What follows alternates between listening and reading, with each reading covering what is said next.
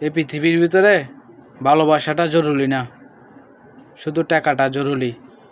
কারণ এ টাকার জন্য মানুষের দেওয়া সকাল বিক্রি করে দেয়।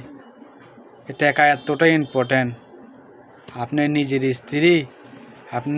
স্ত্রী সকাল অন্য কোনো পর পুরুষের সামনে যে এসে দেহ বিক্রি করে চলে আসবে। টাকাটা এত ইম্পর্ট্যান্ট। আপনার স্ত্রী আপনার কাছে থাকবে না। যে স্ত্রীর সম্মান বোঝে, ভালোবাসা বোঝে, ওই স্ত্রী আপনার কাছে শত কষ্ট হলেও থাকবে।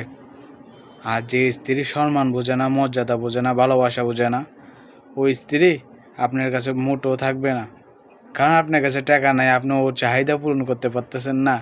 আপনার কাছে কিসের জন্য থাকবে? আর কোন কারণে থাকবে আপনার কাছে? কোনো কারণ আছে?